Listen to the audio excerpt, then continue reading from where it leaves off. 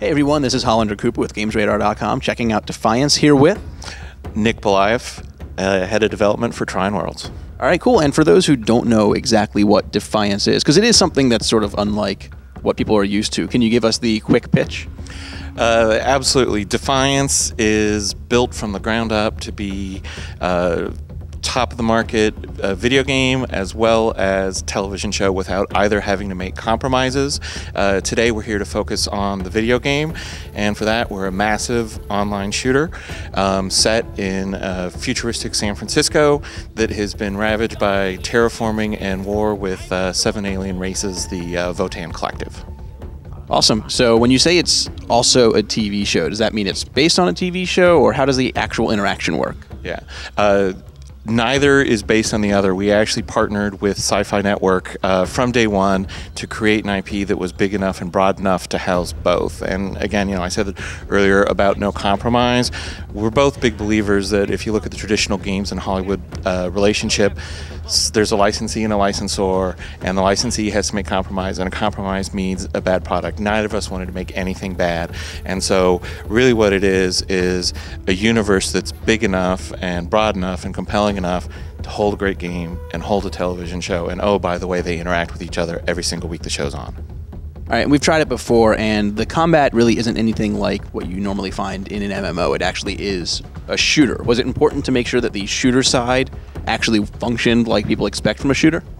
Absolutely. For us in our decision-making matrix, the core of the game is the third-person shooting element, and we figure everything else that we do in terms of online gameplay and the scale that we can bring and everything like that, it's all secondary to that core feeling of the controller in your hands. And so whenever we've had to make a decision and it was shooter versus anything else, shooter always won. It was always most important that that core experience was just kick-ass. All right, and though that is the core experience, there is a full MMO surrounding it. How does that actually work? Huge amounts of customization. You create your own unique avatar within the game world.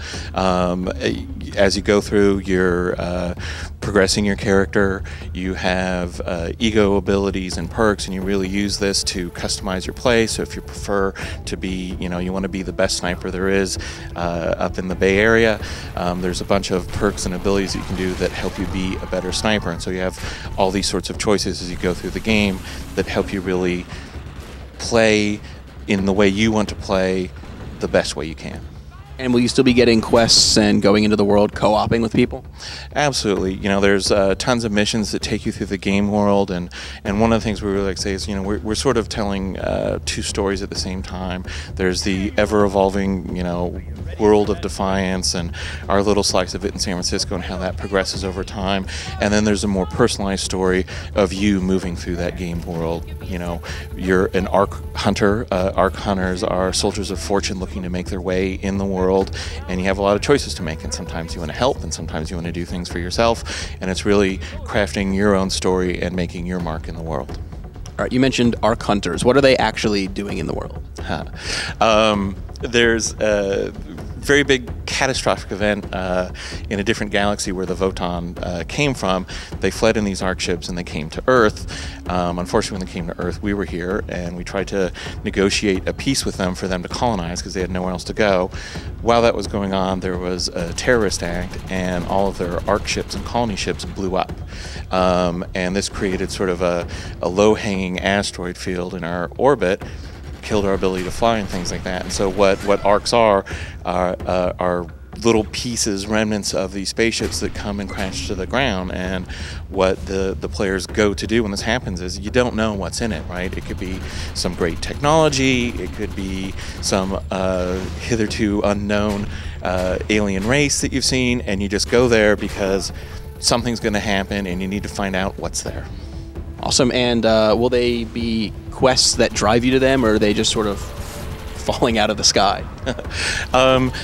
There's a certain amount of unpredictability about them, right? You don't know necessarily when a meteor is going to fall. Now, there are certain parts of the game that are mission driven and will drive you to certain areas like, hey, we know that stuff's going to be happening here, you should go here.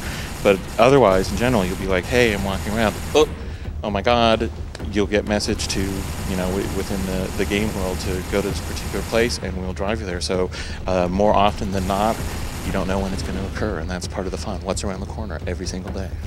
Awesome. And so besides running around and fighting against the enemies in the area and going out and hunting down the actual arcs, what are players going to be able to do in Defiance?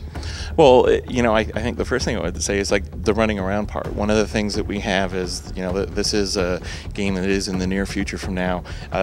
You do some amount of running, but you have your own vehicles, right? Vehicle gameplay is a very important part of what you do. So you have personal vehicles that you can use, you know, at a moment's whim. Like if you have to go from, you know, up in the North Bay and Marin down to the Golden Gate Bridge, you don't want to walk that. Jump on your quad, drive on down. There's also vehicular gameplay. Some of the bigger vehicles have missile launchers, turrets, things like that. And so there's a huge amount of depth beyond shooting, doing missions and advancing your own personal quest line. There are co-op maps, there are multiplayer maps, and then there are some of the things that being this massive persistent online shooter bring us that no one else can do, and these are the big massive co-op in the open world where you'll see thousands of players adventuring while you're adventuring. We also have Shadow War. Shadow War is our multiplayer mode where you engage in capture and hold against other Arc Hunters for, you know, great fat loot and other prizes, as well as bragging rights. All right, and besides that element in the open world, what is the other PvP like that players can engage in? The other multiplayers, we do have traditional multiplayer maps where you can do lots of different multiplayer game modes, and these are maps that you can you know, decide which one you want to play, and you can choose to be with, you know, any friends or a clan that you're in, or just, you know, get matchmake into it, and this is sort of a on-demand feature. Awesome. And when's the game out, and what's it coming out for? It's coming out in April 2013 for PlayStation 3, Xbox 360, and the PC. Any chance of a Wii U version in the future? Probably not. For all that we're doing with the game, we think that it needs to be on the ones that can move the most pixels. All right, sounds good. So check out the game in April.